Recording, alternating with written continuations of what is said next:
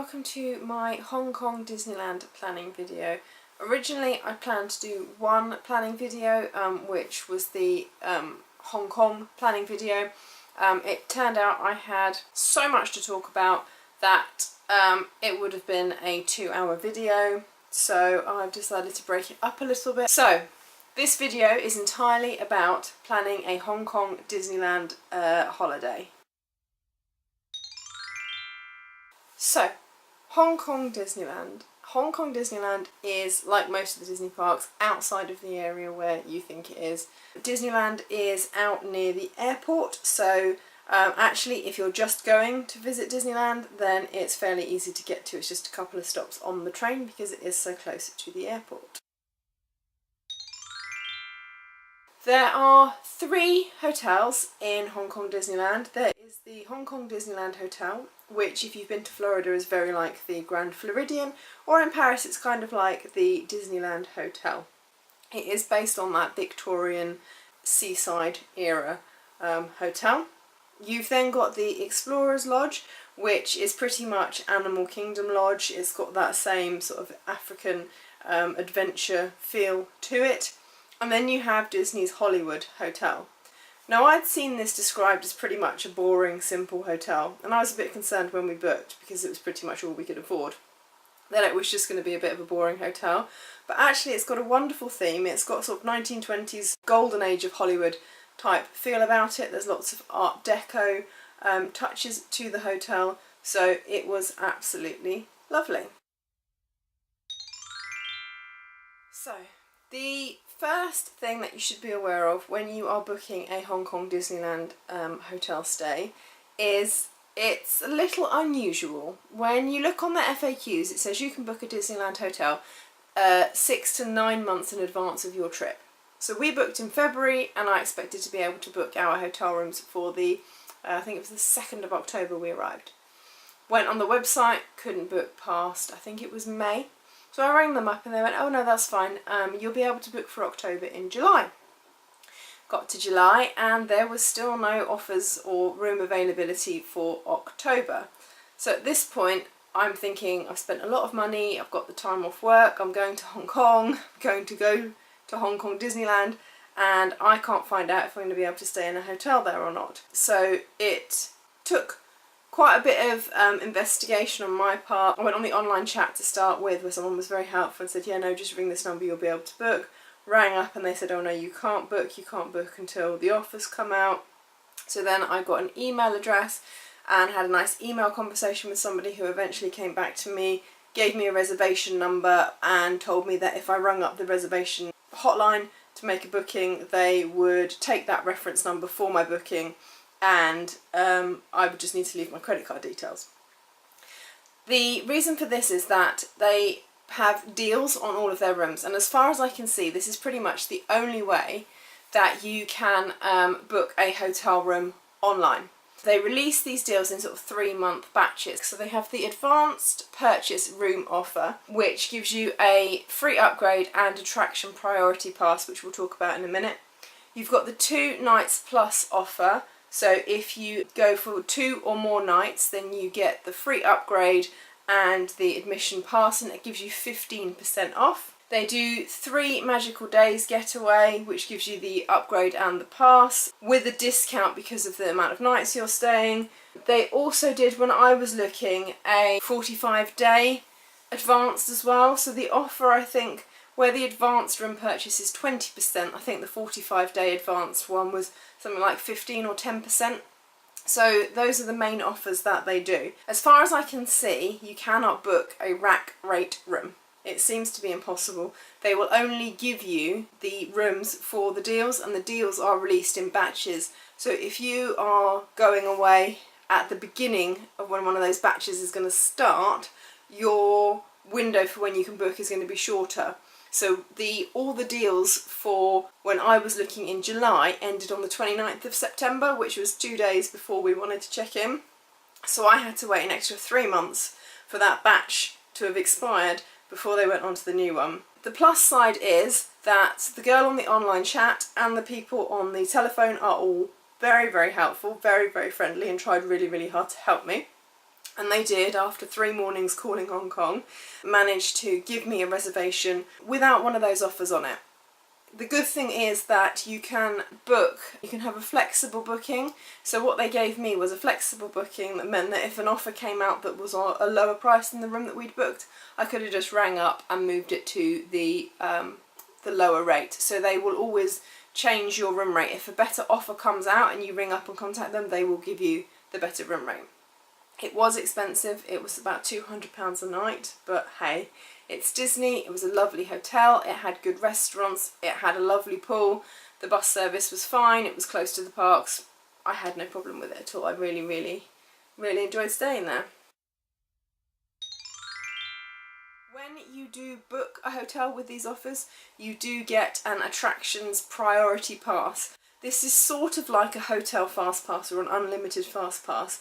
There are 5 attractions I think you can use it on. Grizzly Gulch Coaster, which doesn't have a fast pass, so it's quite useful to use it on this because that's the only way you get to jump the line. Hyperspace Mountain, Iron Man, and I think PhilharMagic was the other one. So you get basically a fast pass, an extra fast pass for those rides. We also got 2 $10 vouchers to use in the hotel store, which is £1, but I mean it's money off, isn't it? You've paid that much on a hotel room, so you might as well use that £1 voucher. And then we also got a voucher to spend, I think it was money off in one of the restaurants if we spent it before 1 o'clock, I can't quite remember, but they do give out quite a lot of vouchers. So although it is quite expensive, they're Disney hotels, they're nice hotels, and you do get the attraction pass as well. And our room included a free upgrade, so we had a room which I think had 2 beds in it. I think that was the upgrade, as well as being on one of the higher up floors rather than one of the lower floors, so that was quite nice as well. In terms of transportation, you can get the MTR into Hong Kong Disneyland, which is how we travelled from Hong Kong to Disneyland, but you can also get it from the airport, and we got it to the airport as well. So if you're not staying in a Disney hotel but you're staying near an MTR station, you can get the MTR into Disneyland, and the station is just outside the front. They have a massive bus station. They do have a car park, so if you are driving and you're staying further away, you can drive and park. And they have the resort buses as well, and we had no problem with the buses. We didn't wait any time at all, even at park close, even though I was grumbling, and I think you'll probably see it in one of the vlogs, so I'm going, this is why I hate staying on site. But actually, after we got through the crowd, first of all of those areas outside of the park are massive. They're so wide that you just couldn't fill them with all of the people that are in the park, because it's such a small park anyway. But most of the people go off to the car park or the regional buses. They don't actually go to the resort buses. I think one night there was a bus filling up when we got there, and we had to wait for the next bus, but the next bus was waiting for the bus to pull out so it could then pull in so we could get on. So we didn't wait 2 minutes, 3 minutes was probably the longest we waited for a bus as well. In the morning, the first morning, it was quite busy trying to get onto the bus because we wanted to get there early. Everybody else obviously had the same idea. So if you are going to be staying in a Disney hotel and you're going to be getting the buses to the park first thing in the morning, I would recommend, if the park opens at 10, don't be at your bus stop any later than 9:15, because by the time the bus has turned up, you've got on the bus, it's driven there, and you've got through security and stuff, then you will find that probably the turnstiles are open already, so I wouldn't leave any later than that. In terms of tickets, you can either buy a one-day ticket, which I think is about £67, or you can buy a 2-day ticket, which is about £71. A 2-day ticket is the maximum ticket you can buy for Hong Kong Disney, so if you're going for more than 2 days, then as we discovered, you're actually better off buying an annual pass. Now, we bought a silver annual pass, which cost us £120, so it cost us less than a 1 and a 2-day ticket together would have cost us.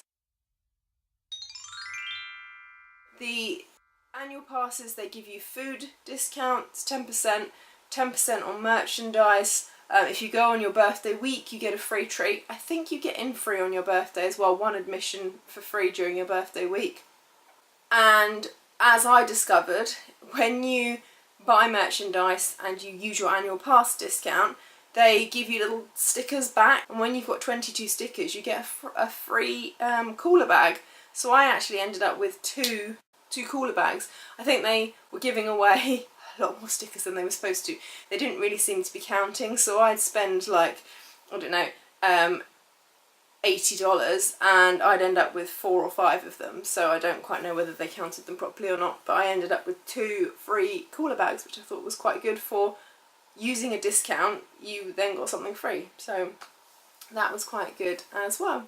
So we got the silver annual pass. I'm just going to look at my pass holder leaflet here.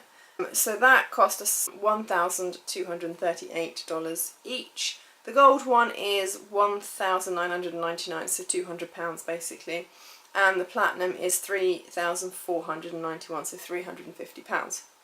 The platinum one is the all singing, all dancing, gets you in 365 days of the year. It hasn't got any blackout, and you get 2 fast passes, I think for each day, like 2 a day. The gold one you get 340 days, so it gives you more weekends, and you get 1 fast pass for each visit. The silver one is most weekdays. There is not a single weekend day that you can enter the park with a silver pass, so that's just one thing to bear in mind. If you are thinking about getting an annual pass instead of a ticket, you won't be able to use the silver annual pass on a weekend. We were there Wednesday, Thursday, Friday, so it worked out fine for us. We didn't need the weekends. It was also blacked out on the Monday we were there because that was National China Day, so it worked out quite well that we did it at the end of the trip rather than at the beginning of the trip. Some of the other perks that you get with an annual pass: if you're a platinum holder you get a preferred entrance and you get free luggage storage.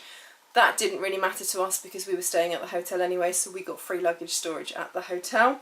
I think you also get free parking if you're a gold or a platinum member, whereas where you're a silver member you get discounts, so you get $40 off. And your birthday privileges, so you get 20% off tickets or 25% if you're platinum. You get buy one get one free drinks, and if you are a platinum holder you get a free birthday button, and you get a free buy one get one free in park restaurant combo if you are a silver member, so that's quite a good thing to know.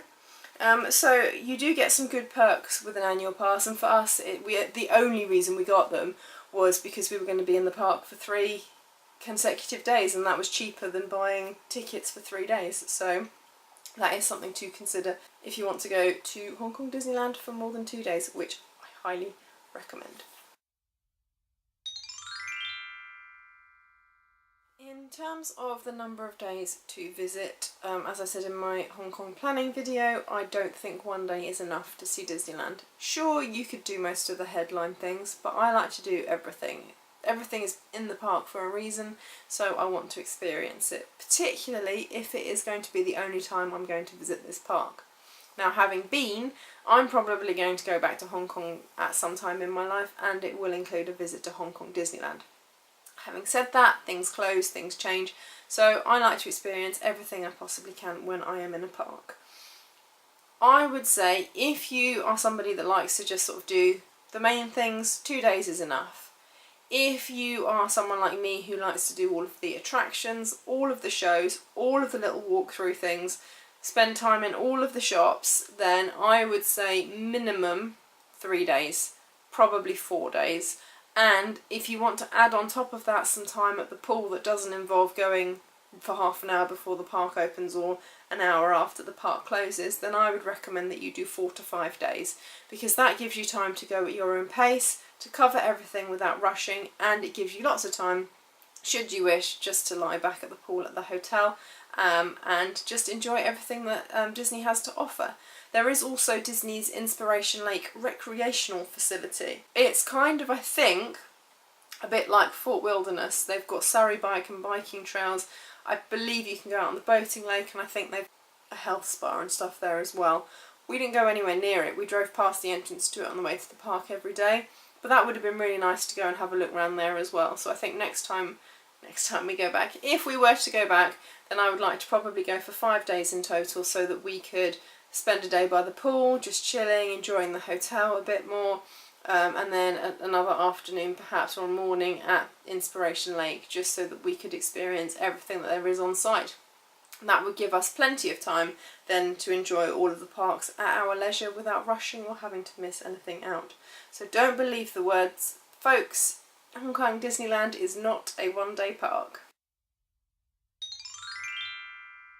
Park hours, as I mentioned in my other video, are short. The park opened at 10 o'clock when we were there, and I believe that's the same most of the year round.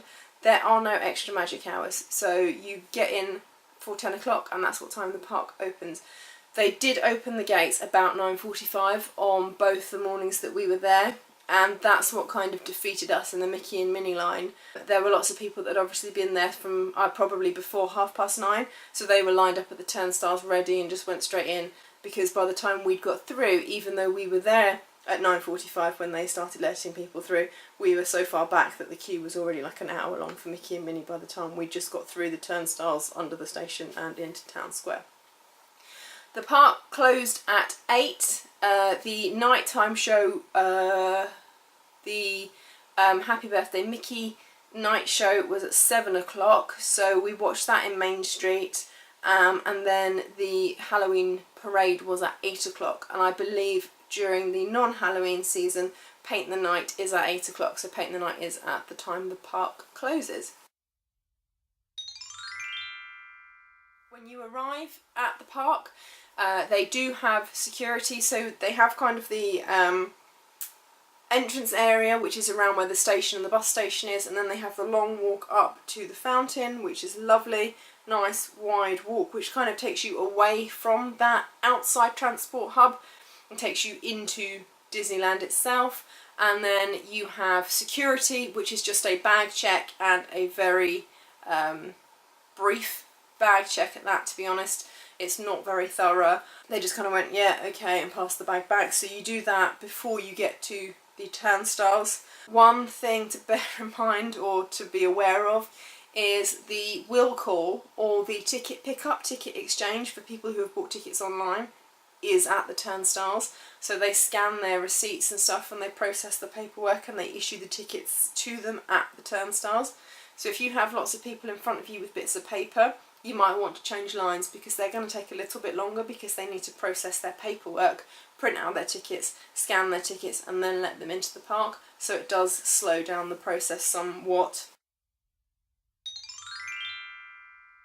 In the parks, they do have free Wi-Fi and Wi-Fi hotspots. However, it is awful. I found that as I moved around the park from hotspot to hotspot, I had to keep re-logging in. I had to forget the network every single time, re-establish the link, and then I found that once I'd reconnected to click the sort of like accept terms and conditions bit, it would get stuck, so I'd have to refresh.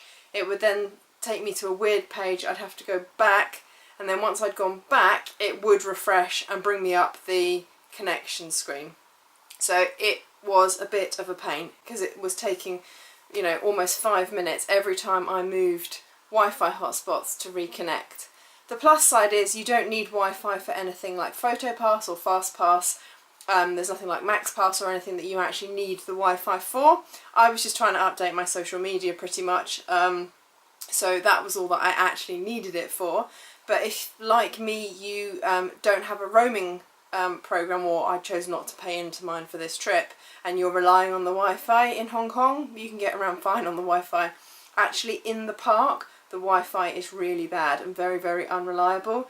There is Wi-Fi in almost none of the queues, so pretty much no lines. So if you're hoping to use your phone in line to stem the boredom, you can't do that, because there's hardly any Wi-Fi in any of the lines, and a lot of the communal areas as well, like waiting for the parades and stuff, a lot of places I found there wasn't the Wi-Fi to do anything. So if you want to be connected constantly, if you need to be connected, I would recommend that you activate your phone's roaming package, whatever that be, for the time that you are in Disneyland, because you can't operate on the Wi-Fi. I mean, pretty much 75% of the day I didn't have connections to Wi-Fi, and you don't want to spend your whole holiday running back to spots because they had Wi-Fi. So I would, if you need it, if you don't need it, if you're going on holiday and you think, what do I want to be on my phone the whole time, then it's not a problem. But if you are going to need to stay connected, I recommend that you do activate your roaming, because you can't rely on the Wi-Fi alone. There is a daytime parade, I think it's called Flights of Fantasy, that is at 1:30 every day, and just by accident when we got into the park on our first day, it was just coming to an end around Town Square. It starts round the back of Space Mountain, around the back of Discoveryland, and then travels down around where the castle is and into Main Street, and it finishes, does a loop of Town Square, and it finishes down the bottom in Town Square. We were surprised that the curbs were completely clear in Town Square. We just walked up into a space and it stayed fairly empty for the whole time that we were watching the parade. So if you want a good spot to watch the parade, Town Square, literally as it happens, is a perfectly good spot for watching the parade.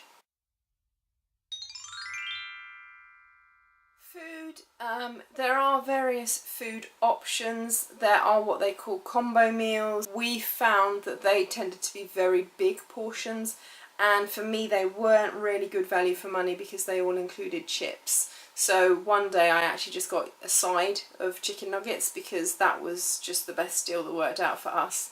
In Tomorrowland, if you're looking for burgers and fries and stuff, in the Starlit Diner they do have that sort of stuff. Another good place that we went to, Banquet Hall in Fantasyland, that has different stations, a bit like the Pier Place in Disneyland California. So if you're party or want different types of food, that's a really good place to go as well. Having been in Hong Kong for 4 days before going to Disneyland, we were very disappointed with the food in Disneyland itself, because the food outside is cheap, it's big portions, it's tasty, and it doesn't feel healthy, but it seems to be sort of a healthy type of food. The food in Disneyland, even the Chinese type food, the noodles and stuff, it's very stodgy, very starchy, very heavy. I was looking forward to having some really nice Chinese food and feeling a bit more healthier walking around the theme parks than I do when I have a burger. But the food is pretty much all the same, stodgy, heavy food. So I was a little bit disappointed in that. Having said that, they have some really, really cool snacks, particularly in the forms of different ice creams, which I tried as many as I could. They were really, really delicious. My favourite was the Stitch one because it was blueberry flavoured and it was really, really nice. I would highly recommend trying that. We found that the food was sort of costing between £20 and £25 per meal. It was quite expensive, but then obviously it was a theme park. I think where we'd just been paying sort of £8 to £12 for our meals in Hong Kong, it was a bit of a shift to then pay Disney prices, I guess. We found that meals like burgers and chips and stuff cost roughly around £10. If you went for the slightly bigger combos, they were about £15. In the Starlight Diner, we did find almost like a KFC bargain bucket type thing, and I think that was just over £20. But it was designed for 2 people, so if you are going to go for that, then it is worth it. We found that pretty much meals were costing sort of between £20 and £25 for the 2 of us when we bought a meal with drinks as well. One thing that I found a little bit strange was the PhotoPass arrangement in Hong Kong Disneyland. The PhotoPass doesn't work the same way as it does in the other parks. All of the characters do have PhotoPass photographers, and some of the rides, not very many to be honest, do have attraction on-ride photographs, but there is no sort of memory maker or app or anything for downloading your photographs as there are in Paris or in the 2 US parks. There is a PhotoPass program, so they do have the photographers and stuff there, but it just works very different. If you go to a character and have a PhotoPass taken, they will give you one of these cards which shows you on the back a PhotoPass location point, and you need to go to one of those location points. You have to pay for the digital download of your photographs. Nothing for the PhotoPass in Hong Kong is free. It is only 60p a picture, but every character has at least 2 attendants, so they are queuing up, getting ready to take your camera from you, and they take hundreds of pictures, so you don't really need them. But yeah, in order to get the digital downloads, you have to pay 60p each photograph, and that includes the ride photographs as well. So we skip the PhotoPass, I think, because it is a park where you're not spending a week or 2 weeks, then you can get by without the PhotoPass, just because it's an added extra that you're paying for that you don't really need, because you're going to get all of the pictures, apart from the ride pictures, but ride pictures at the end of the day aren't the be all and end all of a holiday. So I would say skip the PhotoPass in Hong Kong Disneyland, because there are cast members everywhere and the character attendants are so good that they will take loads and loads of pictures. I think I had nearly 50 pictures from my gelatoni meet. With my Duffy meet, the girl was really good. She took loads of pictures and she also filmed a bit of video as well. They will come up to you and say, have you got your camera ready? When the person in front goes up, and they will take it from you and they will make sure it's ready. They'll take pictures of you going up and hugging the characters. They'll take official like posy pictures, and then they'll take pictures of you as you're hugging the characters goodbye as well. For me, when I'm getting the characters to sign the book, they were also taking loads of pictures of the characters signing my autograph book as well. So be prepared for a camera roll full of meet and greet pictures, because the cast members are absolutely incredible and take loads and loads of pictures, and they're all really good as well. When I was getting Daisy to sign my autograph book, the guy did a little photo shoot with Donald, and I was looking through my camera roll afterwards, and there's loads of pictures of Donald like posing, because the cast member had just been taking loads of pictures of Donald, which was really, really cute, and that was a really, really nice bonus to have.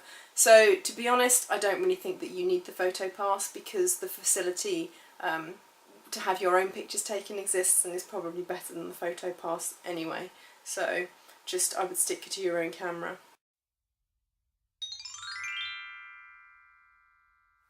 In terms of FastPass, there are 3 rides that you can FastPass at Hong Kong Disneyland. The Many Adventures of Winnie the Pooh, which I would recommend because it's normally got an hour plus wait, and it's definitely not worth that, so grab a FastPass for it and skip the line. Hyperspace Mountain, always a given, that's going to be good. And the Iron Man Experience. Now, we had a FastPass for Iron Man Experience and didn't use it because the standby line was only 20 minutes. And we also did use our hotel FastPass on Iron Man. The queue on that seemed to fluctuate. It seemed to go from maybe 10 minutes up to 60 minutes depending on the time of day. So I would, if you're really short on time, grab a FastPass for it if you haven't got a FastPass going for anything else. But just keep an eye on the wait times, because it can actually drop to as low as 10 minutes and you can just pretty much walk on. The FastPass is the old paper FastPass system, so you need to go with your party and your park tickets to the FastPass machines, print out a FastPass, and the same principles apply as always. You can't have 2 FastPasses running at the same time unless your first FastPass is for more than, I think it's 90 minutes time, in which case after 90 minutes you'll be able to get a second FastPass. Obviously with only 3 rides that you can FastPass in the whole park, that's not too much of a problem, but we did find that by late afternoon the FastPasses were distributed for the day and there weren't any more left. We managed fine without FastPasses. There were some rides that were really, really long lines, over an hour, but actually we just kind of skipped those rides when the line was long, and then we came back to them either later at night or just a little bit later on, and we did discover actually that, as I said with Iron Man, the lines do fluctuate quite a lot. If something is an hour, it's not going to be a solid hour for the rest of the day. Keep an eye on the wait times because it will go up and down. So I guess when we're talking about fast passes and wait times, we should probably talk about queuing and crowds. Now in Hong Kong we found that everybody was very polite and people would line up for trains and for the buses, and everyone was very, very friendly.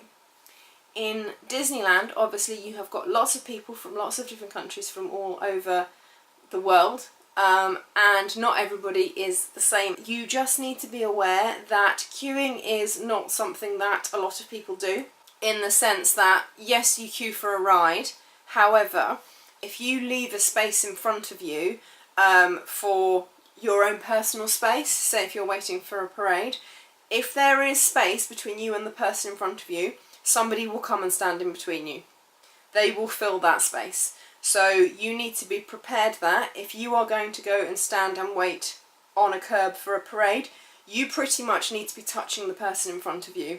because if you're not touching that person in front of you, someone will come and stand in between you, because they will see that as a space that's been left. They won't see it as a space that's for your personal space or for anybody else in your party. They will come and stand in it. Equally, they will come very close to you in the back of the lines. They will touch pretty much your bag. You will get knocked, you will get pushed, not in the sense that people are pushing like that, but as people are moving around in the queues, you will get jostled a little bit. If you step forward to give them more room to stop from doing that, they will step forward, because their sense of personal space is a lot smaller than somebody, say, from Europe or from the US, where we're used to having this sort of personal space around us. It is just a cultural difference. We're used to this being our space. For them, this is their space, and they don't mind getting close to other people. Stickers. So as well as an autograph book to get autographs from the characters, all the cast members have stickers. So if you just go up to somebody and say, do you have any stickers? They'll have a rummage in their pockets and go, why yes, here you go. Some cast members will give you one, and some cast members will give you loads. So that's just a nice thing to go around and collect stickers. They are all different. They tend to be related to the attraction, the store, or the area where the cast member is based. So for example, whilst I was in the Iron Man experience, I got an Iron Man sticker. When I was in line for Duffy and Cookie, I got a Duffy and Cookie sticker. Also got a Pluto one. I've got lots of different stickers that I've just put together in my scrapbook. So if you're looking for something extra to go, perhaps have a run around the parks and see how many stickers you can get. Maybe get a bit of a competition going on to see who can get the most stickers. If you like to collect the buttons, the first visit buttons, the celebration buttons, there are only 2 types of buttons that they do, and they are not similar to the other Disney Parks ones. So whereas now Disneyland Paris has started to do the US type badges, they don't have those in Hong Kong. They are free from City Hall. You get an It's My First Visit, and they do a birthday button as well. They don't do I'm celebrating, so luckily I took one with me because I'm trying to take pictures of one in all of the 12 parks. So luckily I was prepared, because I'm not sure, I guess I would have put one on top of my first visit button if I hadn't, but that's just something to bear in mind. These are the only 2 buttons that you can get inside the parks for free. As I mentioned briefly in my planning video, my Hong Kong planning video, the park is a Magic Kingdom style park, and it is laid out around the hub and spoke design. It has the 3 main lands, Tomorrowland, Fantasyland and Adventureland, and then as a kind of spur off to the side of Adventureland, linking Adventureland to Fantasyland really, they have Grizzly Gulch, Mystic Point and Toy Story Land, which is like the Toy Story Land in Paris, not the one in Florida. I think I'm going to do a separate video about the attractions and experiences that you will find within Hong Kong Disneyland, because I could talk for hours on that, and I am conscious that this is probably already quite a long video. So if you want to hear my views on the attractions and the experiences and the unique Hong Kong Disneyland experiences, then look out for a 3rd planning video coming, which will explain in depth a little bit more about the actual attractions and experiences themselves. I hope I've answered all of your Hong Kong Disneyland planning questions. I can't think of anything else off the top of my head. I have got a long list here in front of me, in front of the camera, so hopefully I've answered everything. If I haven't, obviously leave a question down below in the comments, and if I can answer it I will get back to you as soon as I can. And I will see you again soon when we will talk more about the experiences of Hong Kong Disneyland.